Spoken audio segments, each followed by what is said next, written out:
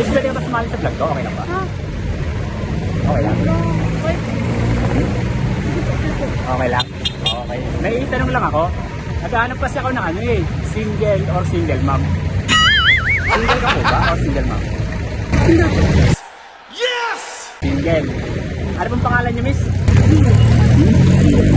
Yeah, baby! Okay, taga saan po kayo? Malis po. Malis. Kababayan. Yung Malis po ako.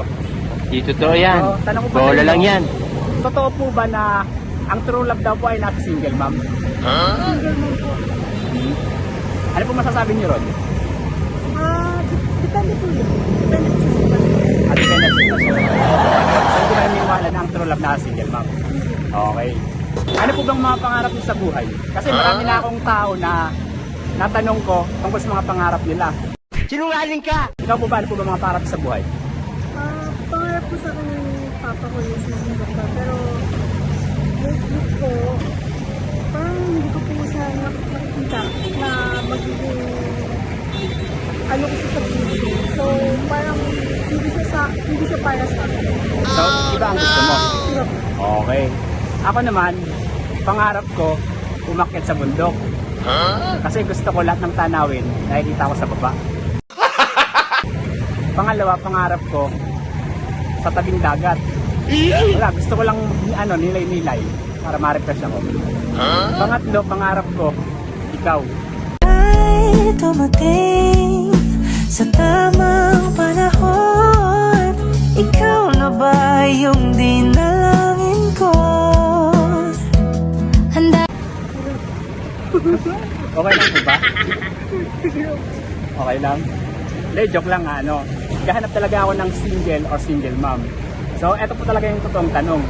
Ano pong masasabi nyo doon sa mga gusto na lang na maging single mom or single? Ano po opinion nyo? Gusto na lang manatiling maging single or single mom? Okay lang naman po maging single or single mom. Kung saan po sila masaya po lang po. Kasi po, hindi rin naman po natin masasabi na may darating po sa atin na tao or wala. Pero kung nasa sa kanila naman po, kung gusto po nila maging single or single mom. Excellent! So, ikaw, para sa'yo, Para sa akin,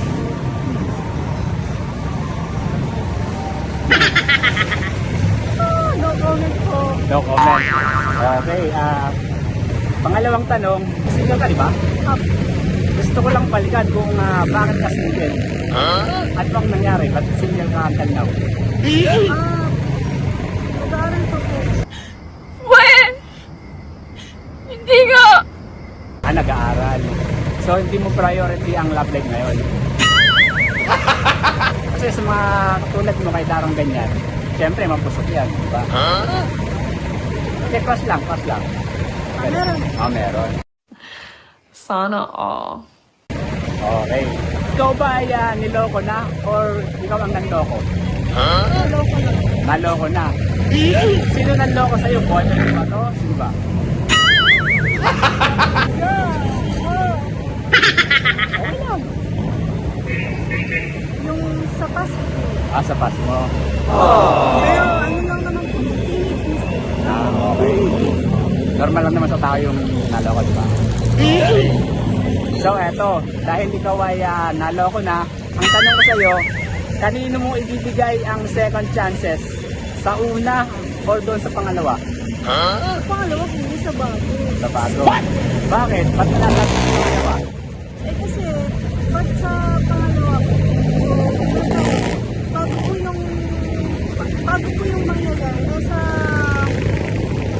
Sa nauna kasi, pwede mangyayari yung nangyayari. Kasi niloko ka na. So, So, may tendency. kung malalawa ko, sa bago na lang. Sa Pangalawa. Okay. Sa tingin mo ba, mahirap bang maging single or single mom? Bakit? Paano mo nasabi mahirap? pag sa single man po kasi, siyempre lalo na pag may anak, wala pong katuwang sa Okay.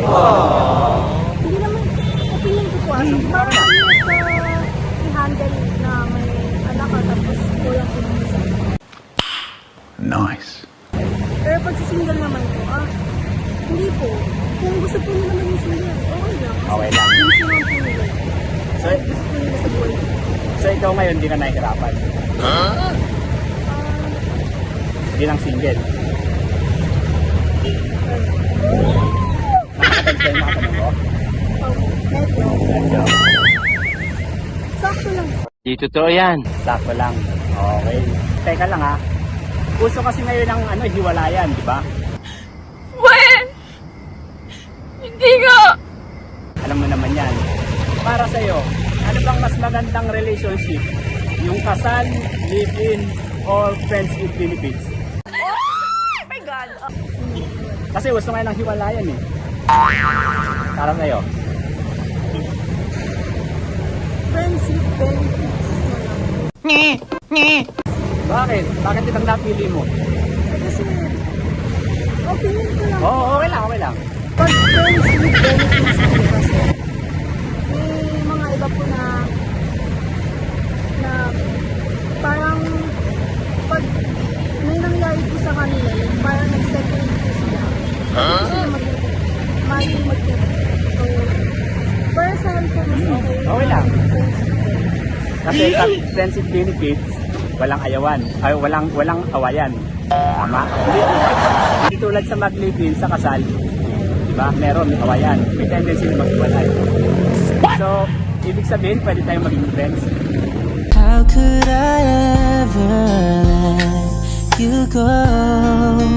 Is it too late to let you know? Yun. Masyado na ako pag-ano sa mga tao, like hindi po ako magiging magpagsalita. Depende po sa akin. Okay. Susunod na tanong ko. Ayon sa pag-aaral ng mga eksperto, 25% daw ng mga kabataan, edad 13 to 25 years old, nagpapakamatay dahil na broken hearted sila. Ikaw ba dumating ba sa point ng buhay mo na muntikan ka ng pamatay dahil na broken hearted ka? Hindi? Walang ganun nangyari sa'yo. Sa tingin mo ba, ano ba ang sikreto ng isang relationship para tumagal ito at manatili hanggang dulo? Ano po, makapag-communicate. Communicate. Yun ang importante. Communication is Ano ang maipapayo mo sa mga kabataan na mapusok ang damdamin, mapasok sa mga relationship? Ano may papayo mo sa kanila? okay lang naman po. Basta, unahin po nila yung priority nila. Kasi hindi po yung bigay sa akin lang. Guardian po. Okay. So eto, huling tanong ko sa'yo. Ano bang dapat na mas mauna? Career or love life? Para sa akin po, depende. Kung kaya mo naman po siyang pagsabay yung goal lang. Pero, para sa akin, depende. Depende. Depende po sa sitwasyon. Pwede po yung career or pag-ibig ng love life. Kasi yung love life, Excellent. Okay.